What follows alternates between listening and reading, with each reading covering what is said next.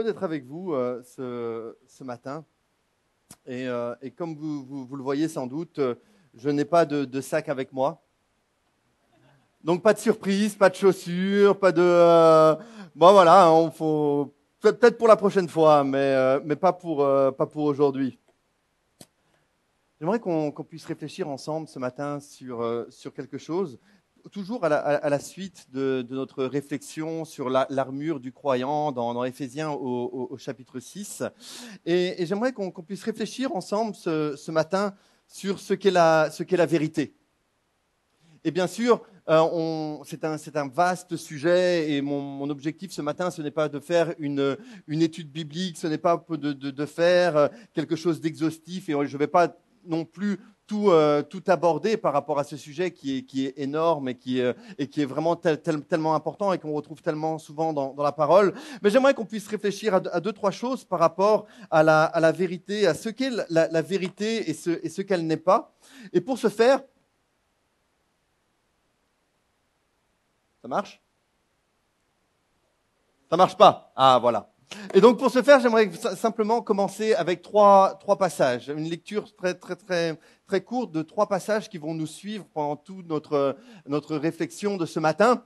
Et le premier, évidemment, que l'on retrouve dans Éphésiens 6 au chapitre 14, nous dit « Tenez donc ferme, ayez autour de votre taille la vérité en guise de ceinture. » Alors bien sûr, je n'ai pas ramené de cuirasse, je n'ai pas ramené de casque, parce que je pense que chacun d'entre nous, on sait ce que c'est une ceinture. D'ailleurs, je pense que la plupart des hommes ici en ont une. Vérifiez que vous n'ayez pas oublié ce matin. Mais donc, tenez donc ferme, ayez autour de votre taille la vérité en guise de ceinture. Le deuxième verset qui nous suivra, en tout cas, durant toute notre réflexion ce matin, c'est ces paroles de Jésus dans Jean au chapitre 14 au verset 6, où Jésus dit « Je suis le chemin, la vérité et la vie ». Et on verra en quoi ces paroles sont tellement importantes et en quoi elles sont tellement aussi exclusives et absolues. Et enfin, dans Éphésiens 4 au verset 25, il nous est dit « Rejetez le mensonge et que chacun parle avec vérité à son prochain ». Et vous pouvez regarder la personne à votre droite, à votre gauche, vous pouvez penser à votre épouse, à vos enfants, etc. Et c'est à vous que ça s'adresse. Rejetez le mensonge et que chacun parle avec vérité à son prochain. Bon. Donc en grec, assez rapidement, dans le Nouveau Testament, le terme vérité, c'est un terme grec qui dit aletheia, et qui est traduit la plupart du temps par vérité, mais dans certains contextes, ça peut aussi se traduire par certainement, en effet, sincèrement, etc. Et le but de ce matin, c'est pas de donner une définition exhaustive de ce qu'est la vérité, parce qu'on pourrait aller très très loin par rapport à cela, mais on va partir avec cette définition assez simple. C'est le caractère de ce qui est conforme, de ce qui est vrai et conforme à la réalité.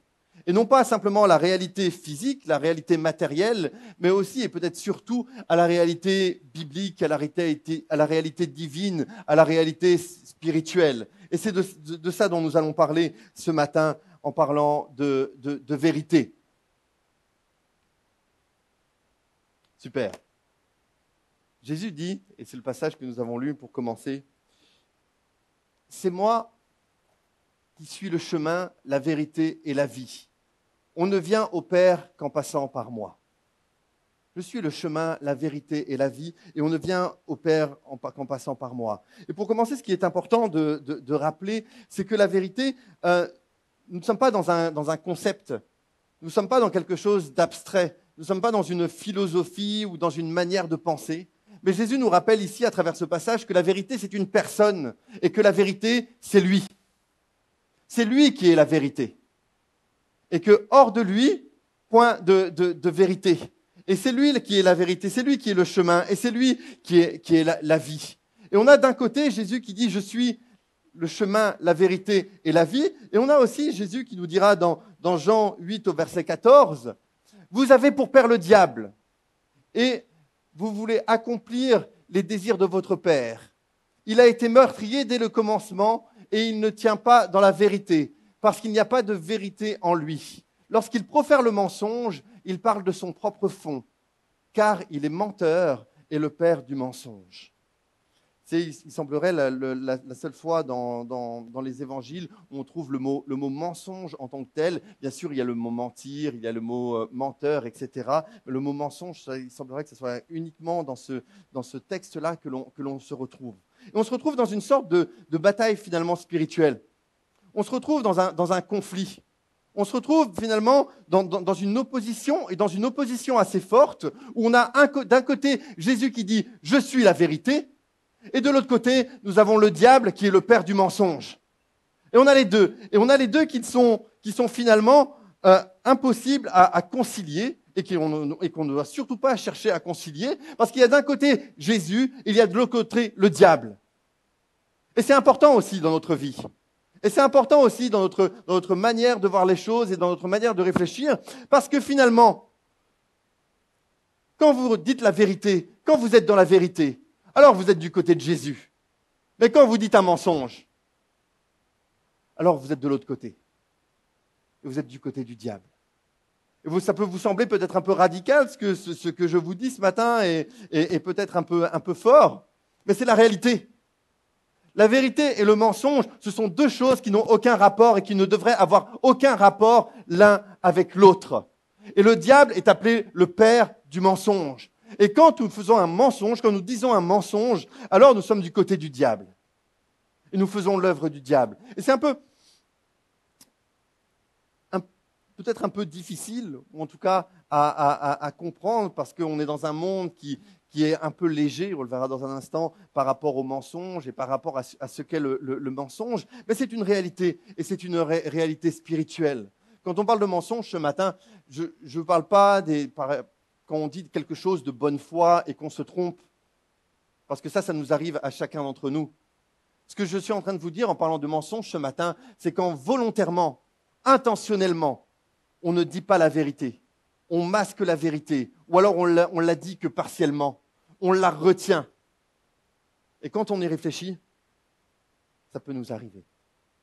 Et on va le voir dans quelques instants. Et non, nous avons Jésus qui dit « Je suis le chemin, la vérité, la vie ». Nous avons de l'autre côté le diable qui est le père du mensonge.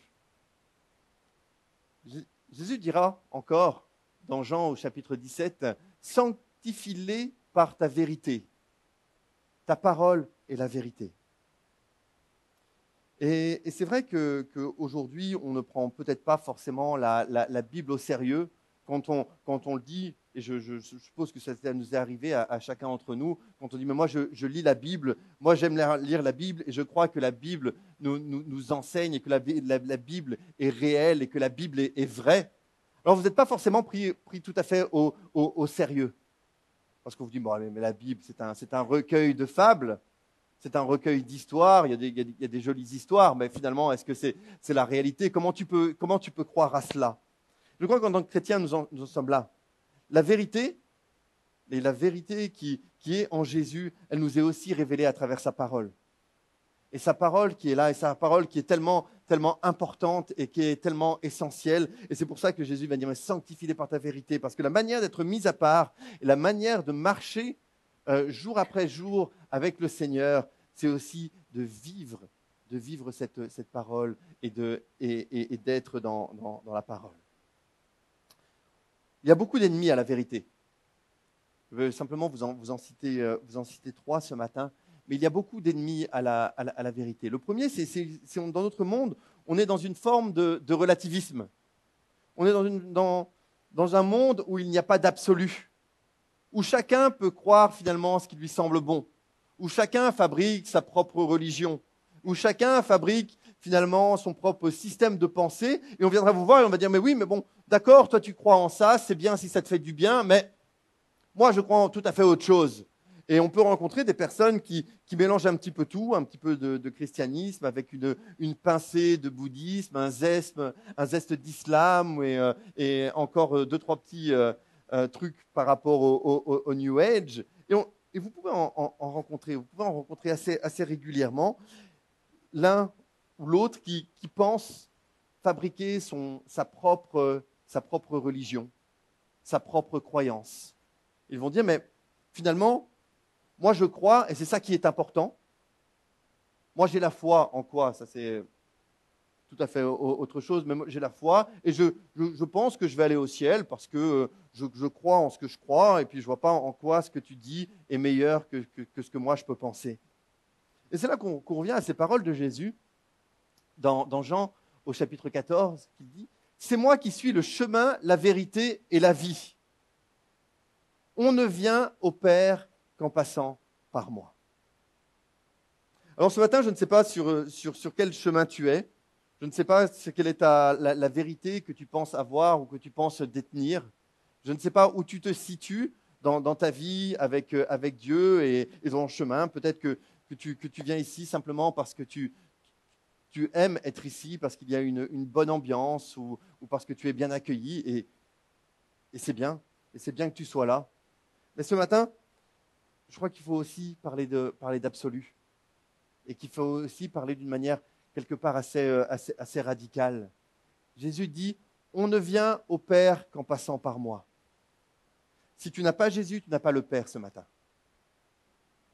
Si tu ne connais pas Jésus personnellement ce matin, tu ne peux pas avoir cette assurance que tu vas avoir la vie éternelle.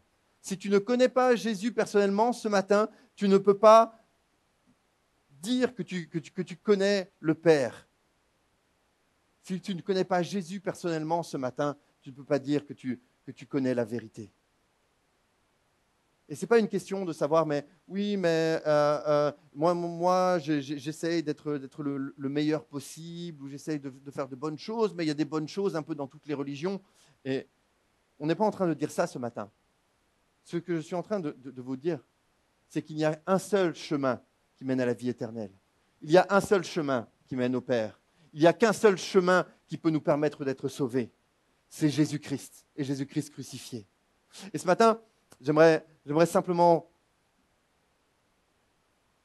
allez, vous le savez dans votre cœur, et que si ce matin tu ne connais pas Jésus, alors fais tout pour le connaître. Réfléchis pourquoi tu ne le connais pas, et viens. Et viens voir un des responsables, viens voir un de tes amis ou n'importe qui. Mais uniquement Jésus. C'est uniquement Jésus qui est la vérité. Le reste, ce sont des mauvais chemins. Le reste, ce sont de mauvaises vérités. Le reste, ça n'a pas vraiment la même valeur et la même importance. Est-ce que tu connais Jésus ce matin? Est-ce que tu connais Jésus ce matin?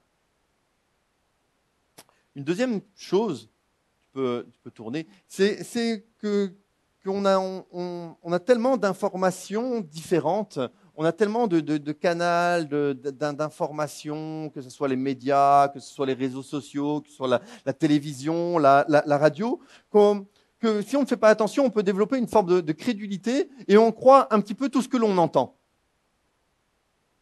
Quand il est parlé des disciples dans la ville de Bérée, dans Acte 17, il est dit, ils reçurent la parole avec beaucoup d'empressement et ils examinaient chaque jour les Écritures pour voir si ce qu'on leur disait était exact. Ils vérifiaient que tout ce qu'on leur disait était exact, était correct. Ils ne voulaient pas croire n'importe quoi. Et j'aimerais que chacun d'entre nous, on puisse aussi avoir cette habitude d'examiner ce qu'on nous dit est correct. Parce que je pense, une des stratégies du diable, c'est qu'il va répéter 100 fois le même mensonge. Et que peut-être qu'au bout de 100 fois, on va commencer à tendre l'oreille et à dire « Ah bah oui, peut-être que… » Non, un mensonge sera toujours un mensonge. Et un mensonge sera toujours jugé par rapport à ce que nous dit Dieu et par rapport à ce que nous dit sa parole. Et quand vous ouvrez le journal ou quand vous allumez votre télévision, alors vous êtes envahi de mensonges, de choses qui ne sont pas correctes, de choses qui ne plaisent pas à Dieu, des choses qui sont à rejeter finalement dans notre vie. Parce que ça ne correspond pas à ce que Dieu nous dit dans sa parole. Et faisons attention à cela. Ne croyons pas n'importe quoi. Même, faisons attention à ce que nous dit la parole de Dieu. Et faisons attention à ne pas croire non plus n'importe quoi et à ne pas être des hommes et des femmes qui sont crédules. Vous savez, ce n'est pas parce qu'il y a le mot Dieu, le mot Jésus, le mot Église, le mot culte dans une vidéo ou dans un lien ou dans un article que c'est forcément bon. Récemment, en préparant je pense une de mes prédications, parfois je tape sur Google des mots-clés et voir ce que ça me donne. Et j'ai trouvé un chouette lien, un lien qui semblait assez chouette. Donc j'ai cliqué dessus et puis j'ai commencé à relire l'article qui était dessus. Et le début était bien. Et puis au bout de quelques lignes, je me suis dit, il y a quand même quelque chose de bizarre. C'est quand même assez interpellant. Il y a quelque chose qui me met mal à l'aise. Et donc, effectivement, et j'aurais dû le faire avant, je me suis rendu compte que j'étais sur le site des témoins de Jéhovah.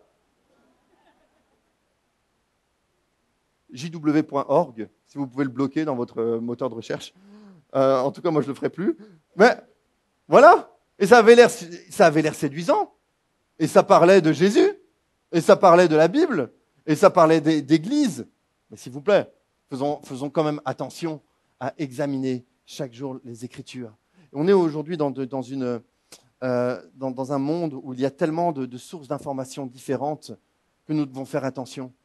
Toutes les vidéos qui passent sur Facebook ne sont pas des bonnes vidéos. Toutes les prédications que vous verrez sur l'un ou l'autre réseau social ne sont pas forcément des bonnes prédications.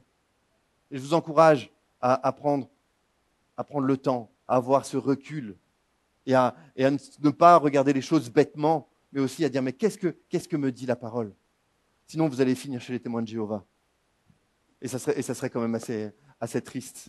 Donc, si vous avez un doute, venez nous voir et on est tout à fait disponible à vous aider à faire le tri. Mais examinez les Écritures. Prenez le temps de vous plonger dans les Écritures. Qu'est-ce que disent les Écritures par rapport à ce que j'entends? Qu'est-ce que disent les Écritures par rapport à ce que moi, Timothée, je suis en train de vous dire ce matin? Et jugez et prenez ce qui est bon. La troisième des choses, par rapport à cela, et un ennemi de la vérité, je pense qu'il y a une certaine légèreté par rapport aux mensonges maintenant. C'est-à-dire que quand on lit certains articles et dans des magazines très connus, ça ne serait plus un problème de mentir, parce que tout le monde le fait. Tout le monde le fait, il y a des petits mensonges, il y a des petites choses comme ça. Il y a des statistiques qui disent, elles datent elles datent d'il y a un certain temps, excusez-moi, mais qui disent que environ 70% de la population n'a aucun problème à dire des mensonges. 70%.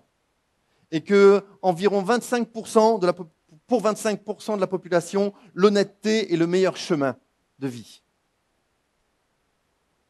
Le mensonge. Après, vous allez dire, oui, mais il y a les petits mensonges, il y a les grands mensonges, ou quoi que ce soit. Non, s'il vous plaît. S'il vous plaît. Encore une fois, je le répète, le mensonge, c'est tourner le dos à Jésus. Apocalypse 21 au verset 8.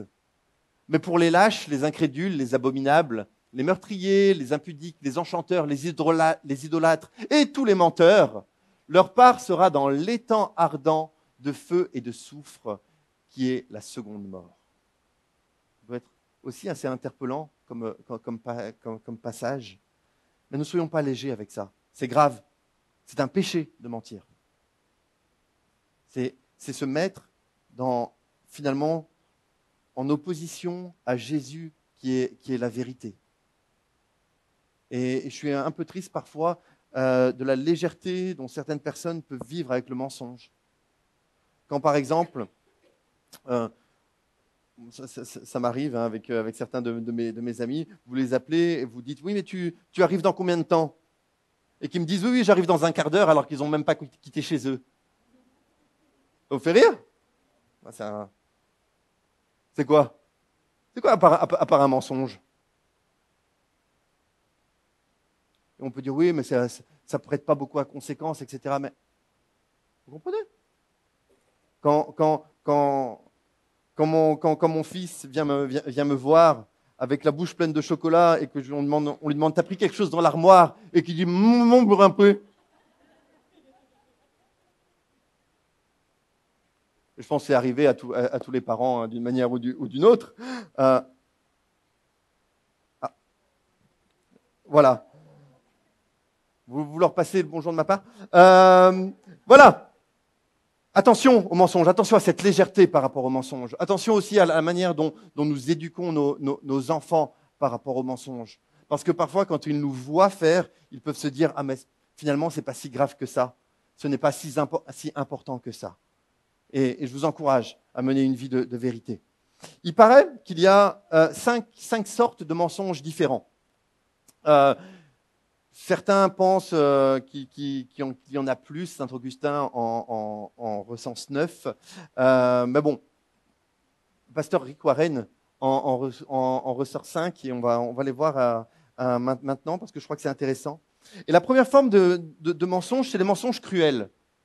C'est-à-dire que ce sont des mensonges qui sont volontairement malveillants, des mensonges qui sont volontairement destructeurs, des mensonges qui sont là pour faire du mal. C'est-à-dire que par vengeance, par colère ou par haine, vous décidez de dire un mensonge à la personne qui est en face de vous. Quand vous êtes en colère, c'est vrai que quand on est en colère, on ne maîtrise pas forcément ses paroles. On ne maîtrise pas forcément ce qui sort de notre bouche. C'est typiquement les pharisiens et les sadducéens qui commencent à accuser faussement Jésus pour le faire condamner et pour le faire mourir. Et on est en colère, et parce qu'on a mal, parce qu'on est blessé, parce qu'il y a quelque chose qui ne va pas dans nos vies, alors on va dire un mensonge à la personne qui est en face de nous. Et malheureusement, ça arrive. Et ça peut arriver très, très régulièrement avec les gens qui nous sont très proches, avec nos enfants, avec notre conjoint, notre femme, notre mari. Et on est là. Et parce qu'on est en colère, on perd un petit peu les pédales, on perd nos nerfs et on veut lui faire du mal. Et on va commencer à dire des choses, sans doute qui dépassent notre pensée, mais des choses qui sont des mensonges. Quand votre enfant vous ramène un mauvais bulletin scolaire et que vous commencez à lui dire mais tu es nul, tu es bon à rien, tu n'arriveras jamais à rien. C'est du mensonge. C'est du mensonge. Quand vous avez une dispute avec votre femme, avec votre mari, et que vous utilisez les mots à bannir, et je le dis pour moi en premier parce que trop souvent je le fais encore, mais les mots toujours et jamais. Tu es toujours comme ça. Tu ne fais jamais cela. Quand vous êtes un peu en colère, quand vous êtes énervé. Et je pense que ça nous arrive. Et je crois que la question de la colère, quand on est en colère, on ne maîtrise pas ses paroles. Ou c'est beaucoup plus difficile de maîtriser ces paroles. Faisons attention à ce que nous disons, à ne pas détruire, parce que ces mensonges sont destructeurs, ils détruisent l'estime de la personne en face et ils détruisent aussi la relation. Le deuxième mensonge, c'est un peu le mensonge vaniteux. C'est-à-dire, c'est des mensonges pour impressionner, pour donner une meilleure image de nous-mêmes, pour exagérer un petit peu nos mérites. C'est typiquement, vous allez à la pêche, et puis bon, pour impressionner vos amis, vous dites « Ouais, mais j'ai ramené un poisson, il était comme ça. » Une carpe ou une truite au moins 400 kilos, avec sa petite canne à pêche un peu difficile à ramener, mais bon, au moins 400 kilos de 3 mètres, c'était une carpe de Tchernobyl, visiblement. Et on essaye d'impressionner. On essaye d'impressionner l'autre pour donner une autre image de nous-mêmes que ce que nous sommes réellement. Et on essaye finalement d'impressionner pour que les gens aient une bonne image de ce qu'on est. C'est typiquement l'exemple d'Ananias et Saphira. Parce que quand ils arrivent et qu'ils déposent le fruit de leur vente aux pieds des apôtres, ils disent « Mais on a vendu tout le champ, alors que c'était que la moitié. » Et le problème, ce n'était pas de vendre la moitié ou l'entièreté. Le problème, c'était qu'ils ont menti pour impressionner, pour donner une image de ce qu'ils n'étaient pas réellement. Et c'est vrai que dans le monde dans lequel nous vivons, on est tellement formaté, ou le monde essaie de nous formater à ne montrer aucune faiblesse et à être toujours fort. toujours fort. C'est toujours être le meilleur, toujours avoir les meilleures choses, les plus belles choses, etc. Et on peut en arriver à mentir sur ce que l'on est vraiment.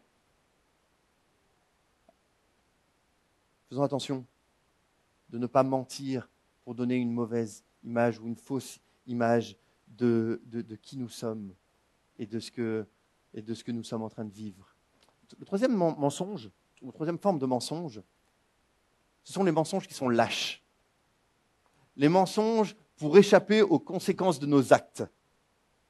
C'est-à-dire, on a fait une bêtise, ou on n'a pas fait quelque chose, et on va vite sortir un petit mensonge pour essayer d'échapper aux conséquences de nos actes. Parce qu'on a peur de ce qui va arriver. C'est par exemple Abraham et Sarah quand ils vont en Égypte, où Abraham va dire à sa femme, mais on va dire que tu n'es pas ma femme, on va dire que tu es ma sœur. Parce qu'il avait peur de ce qui pouvait arriver. Et il avait peur de ce qui pouvait arriver par la suite et de ce qu'allaient penser les Égyptiens. Mensonge lâche. Qu'on dit peut-être à son patron pour éviter de se faire disputer. Quand votre patron arrive et qu'il dit « Mais est-ce que tu as traité le dossier dont on avait parlé ?» et que vous dites « Oui, je vais le faire maintenant, je pensais le faire maintenant, alors que vous aviez totalement oublié. » Mensonge lâche. Quand votre patron vous appelle et vous dit « Mais pourquoi tu n'es pas au travail ?» et puis que vous lui dites « Je suis malade alors que tout va très bien, mais que vous avez eu du mal à vous lever. » Parce que vous avez peur des conséquences. Et parfois, on a tellement peur des conséquences que l'on ment. Et quand on y regarde bien, ces mensonges sont là aussi dans nos vies. Et c'est des mensonges. Ensuite, il y a les mensonges calculés, les mensonges de manipulation, où on est tellement égoïste qu'on veut obtenir quelque chose de quelqu'un. Et alors, on va mentir pour le manipuler, pour qu'il arrive à faire les choses et qu'on aimerait qu'il fasse. C'est par exemple le diable qui vient voir Adam et Ève au jardin et qui commence à dire « Mais Dieu a-t-il réellement dit ?» Alors que le diable savait très très bien ce que Dieu avait dit. Il va commencer à manipuler Adam et Ève pour qu'ils soient dans le péché. Mensonge calculé, des mensonges de manipulation.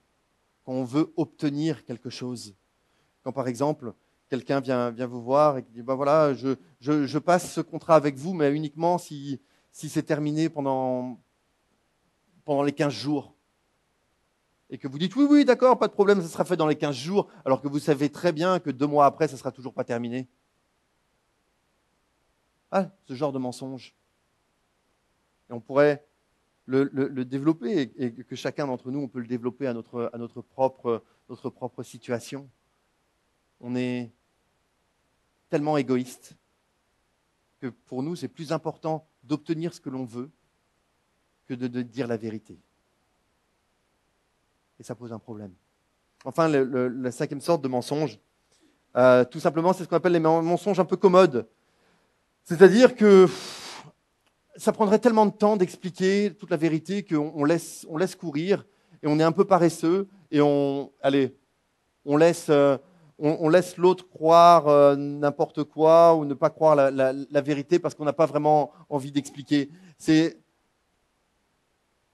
quand vos enfants viennent vous voir pour vous demander une explication pour leur travail scolaire et que vous n'avez pas vraiment le temps ou l'envie de les aider et que vous dites oui, c'est très bien, alors que vous n'avez pas vérifié le travail qu'ils ont fait, par exemple. Et je le dis parce que ça m'est arrivé récemment et je me repens de cela. Mais c'est important, les mensonges commodes. Simplement de prendre le temps aussi d'expliquer ce qui est vrai et ce qui ne l'est pas. Vous allez me dire alors, mais comment dire la vérité ce matin ? De quelle manière, de quelle façon nous pouvons dire la vérité ? Et donc, on revient à ce passage d'Éphésiens qui nous dit « Mais rejetez le mensonge et que chacun parle avec vérité à son prochain. » Et c'est pas facile parce que rejeter, ça demande quelque chose de notre part. Ça demande finalement une action de notre part. Et que chacun parle avec vérité à son prochain. Comment parler avec vérité? Comment dire la vérité? 4 choses. Premièrement, il faut dire la vérité entièrement. Qui cache la vérité aux autres les fait souffrir. Qui les reprend avec franchise leur apporte la paix. Proverbe 10. Il y a vraiment des perles dans le livre des Proverbes. Et je trouve que ce passage est vraiment extraordinaire. Il faut dire la vérité. Et ne pas simplement dire 80% de la vérité, mais aussi la dire entièrement, la dire complètement. Et ne pas s'arrêter à ce qui nous arrange, mais aussi parfois dire ce qui ne nous arrange pas et ce qui est difficile à nous de dire. Ensuite, c'est important de dire la vérité avec régularité, régulièrement. L'intégrité guide les hommes droits, l'amour du mal détruit les gens déloyaux. Il nous est dit dans Proverbe 11 au verset 3. Vous savez, si vous voulez avoir une carrière de menteur et devenir menteur professionnel, il faut avoir une très bonne mémoire. Parce que si vous commencez à mentir et à ne plus vous rappeler ce que vous avez dit, ça va être compliqué. Alors je ne vous encourage pas dans cette carrière, clairement pas. Je ne vous encourage pas à avoir une bonne mémoire pour ça. Je vous encourage à dire la vérité, et toujours la vérité, régulièrement. Et que ce soit des paroles de vérité qui sortent de votre bouche. Parce que si un jour vous dites la vérité, et que le lendemain vous dites un mensonge, et qu'après vous dites la vérité, et encore un mensonge, etc., alors on ne vous croira plus. C'est un peu l'histoire de Pierre et le loup. Vous connaissez l'histoire de Pierre et le loup? Quand le Pierre qui crie au loup et qu'il n'est pas là, bon, etc. Mais dites la vérité régulièrement. Il faut aussi savoir dire la vérité avec amour. Mais en disant la vérité avec amour, nous grandirons en tout vers celui qui est la tête, le Christ, nous est dit dans Éphésiens 4 au verset 15. Quelle est notre motivation? Même quand nous allons parler avec l'un ou l'autre frère, ou dans l'église, ou même hors de l'église, quelle est notre motivation? Est-ce que notre motivation, elle est personnelle? Est-ce qu'on parle de cela et on veut voir la personne par égoïsme ou juste dans notre propre intérêt? Ou alors est-ce que notre motivation, c'est justement l'amour que nous lui portons et que nous voulons le voir grandir et que nous voulons le voir évoluer? Et c'est important de dire la vérité avec amour et que l'amour soit au fond de notre cœur quand nous parlons la vérité. Les deux vont ensemble, en disant la vérité avec amour. Il nous est dit dans Éphésiens 4. Et les deux sont ensemble. La vérité ne va pas sans l'amour et l'amour ne va pas sans la vérité. Enfin, dire la vérité avec tact. Une personne sage réfléchit avant de parler. Ainsi, elle peut convaincre les autres par ses paroles. Une personne sage réfléchit avant de parler. Et je pense que si je faisais simplement un petit sondage parmi vous ce matin, beaucoup d'entre vous, vous diriez, bah oui, moi ça m'arrive parfois de parler trop vite. Parce que je suis en colère, parce que je suis spontané, etc. Et on pourrait trouver beaucoup de choses, mais ça vous arrive de parler trop vite. Et parfois, il est bon de simplement se taire et de réfléchir avant de parler. Combien de fois on ne s'est pas mis dans des problèmes parce qu'on a parlé trop vite? Combien de fois on ne s'est pas mis dans des situations qu'on a regrettées parce qu'on a parlé trop vite? Et certains de mes, je ne sais pas si on peut appeler ça de mes regrets personnels, c'est dans des situations comme ça où je me dis, là j'aurais mieux fait de me taire et de le dire autrement ou de le dire plus tard. Une personne sage réfléchit avant de parler. Ainsi, elle peut convaincre les autres par ses paroles. 2 dernières slides, ou 3 dernières slides avec vous ce soir. Un passage 2 Timothée 4, versets 3 à 4 nous dit « Car le temps viendra où les hommes ne voudront plus rien savoir de l'enseignement authentique. Au gré de leurs propres désirs, ils se choisiront une foule de maîtres à qui ils ne demanderont que de leur caresser agréablement les oreilles. Ils détourneront l'oreille de la vérité pour écouter des récits de pure invention. » Et je trouvais que l'expression « leur caresser agréablement les oreilles ». Vous savez, vous allumez la télé, on va vous caresser agréablement les oreilles. Vous n'aurez pas beaucoup d'endroits où on vous dira, on vous prendra à rebousse-poil, comme on dirait. Mais caresser agréablement les oreilles. Et dans notre monde, on caresse agréablement les oreilles de l'homme. Et on dit, mais l'homme, il est tellement bien. L'homme, il est tellement extraordinaire. L'homme, il est tellement merveilleux. Et quand je dis l'homme, c'est l'homme et la femme, bien entendu, dans la globalité. Mais l'homme, c'est vraiment le top de la création. Et j'aimerais vous dire ce matin que ça, c'est peut-être bon à entendre, mais que ce n'est pas bon pour notre sanctification. Et que j'aimerais vous dire que l'homme, il a besoin de Jésus. N'importe qui, que nous soyons ici, que nous le connaissions depuis des années, ou que nous ne le connaissions pas encore, nous avons besoin de Jésus. Nous avons besoin qu'on arrête de nous caresser les oreilles et qu'on nous dise, voilà, l'homme, il a besoin d'un sauveur. L'humanité a besoin d'un sauveur. L'humanité a besoin d'être restaurée et de vivre la rédemption. Alors parfois, c'est sûr que c'est un peu brutal, mais qu'on arrête de nous caresser les oreilles et que nous soyons assez matures pour nous dire, mais moi, je ne veux pas écouter cela, même les choses qui me font plaisir, mais je veux écouter ce que la Bible dit. Et la Bible, parfois, elle contient des choses qui ne nous font pas plaisir.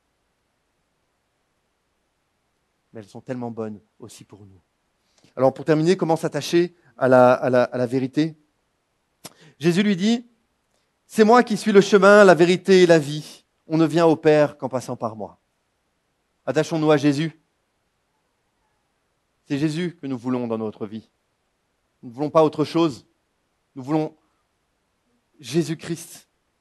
Et que Jésus-Christ fasse une différence en nous. Et que Jésus-Christ nous conduise finalement dans tout ce qu'il a pour nous parce qu'il est le chemin. Jean 16 nous dit aussi, « Quand le Consolateur sera venu, l'Esprit de vérité, il vous conduira dans toute la vérité. Car il ne parlera pas de lui-même, mais il dira tout ce qu'il aura entendu et il vous annoncera les choses à venir. » Et je crois profondément que l'un des ministères, et la parole nous le dit, l'un des ministères du Saint-Esprit dans notre vie, c'est de nous conduire dans cette vérité. Et que plus nous avons cette relation avec le Seigneur Jésus, et plus le Saint-Esprit peut nous conduire dans la vérité, et nous aider à discerner ce qui est juste et ce qui ne l'est pas, à discerner la vérité du mensonge. Le Saint-Esprit qui nous conduit dans toute la vérité, cet esprit de vérité. Enfin, il nous est dit, sanctifie-les par ta vérité, ta parole est la vérité. Nous croyons que la parole de Dieu est vraie. Nous croyons que la parole de Dieu est la vérité. Nous croyons que la Bible contient ce qu'il nous faut pour marcher jour après jour dans ce que le Seigneur a pour nous. C'est important. Et je peux que vous rappeler, que vous encourager. Peut-être que vous trouverez que je le fais souvent, mais je le répète parce que c'est la base. Et c'est la base de tout. Ayez une vraie relation avec la parole de Dieu. Prenez le temps de la lire. Prenez le temps de la méditer. Prenez le temps de réfléchir. Prenez le temps de dire, mais voilà, qu'est-ce que tu veux me dire, Seigneur, à travers ta parole ? Certains se plaignent que Dieu ne leur parle pas alors que leur Bible est fermée. Sanctifie-les par la vérité, ta parole est la vérité. Enfin, un dernier verset. L'homme bon tire de bonnes choses du bon trésor de son cœur, et le méchant tire de mauvaises choses de son mauvais trésor, car c'est de l'abondance du cœur que la bouche parle. Vous savez, le mensonge, ce n'est pas un problème de votre bouche, c'est un problème de votre cœur. Parce que votre bouche exprime ce qu'il y a dans votre cœur. Et s'il y a de la haine dans votre cœur, vous commencerez à dire des mensonges cruels. S'il y a de l'insécurité dans votre cœur, vous commencerez à vouloir donner une image de vous-même qui n'est pas la réalité. S'il y a de l'égoïsme dans votre cœur, vous commencerez à dire des mensonges pour manipuler les uns et les autres. Le cœur du problème, c'est un problème de cœur. Et c'est qu'est-ce qu'il y a dans votre cœur ce matin? Pourquoi il vous arrive de dire des mensonges? Dans quelle situation? Ça correspond à quoi dans votre vie? Et ce matin, je ne suis pas là pour vous culpabiliser. Au contraire, ce matin, je suis là pour vous dire que la grâce de Dieu est disponible. Que nous pouvons venir et dire, mais Seigneur, je veux vivre ta vérité. Je veux vivre ta vérité. Je ne veux pas être enfermé dans le mensonge, mais je veux vivre la vérité et la vérité que tu veux pour chacun de tes enfants. On va prier ensemble ce matin.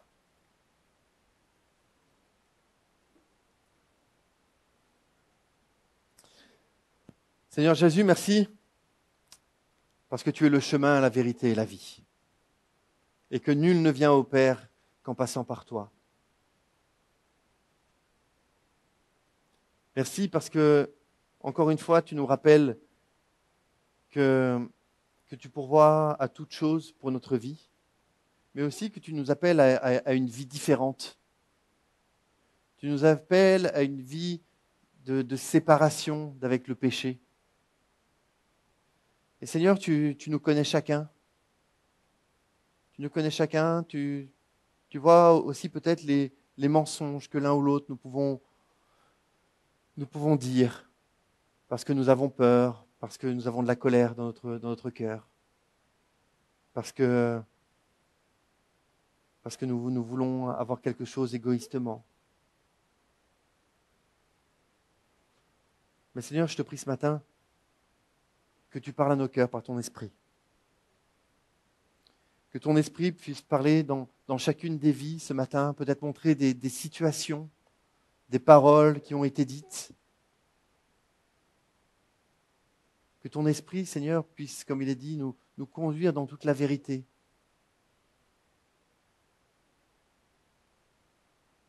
Pardon pour cette légèreté parfois qu'il peut y avoir par rapport aux mensonges. Seigneur, encore une fois ce matin, nous voulons nous tenir devant toi et dire que nous voulons être des hommes et des femmes de vérité. Nous ne voulons pas avoir part aux mensonges, mais nous voulons vivre ta vérité, parce que tu es le chemin, tu es la vérité, tu es la vie. Et c'est toi que nous voulons, Jésus. Sois glorifié, Seigneur. Amen.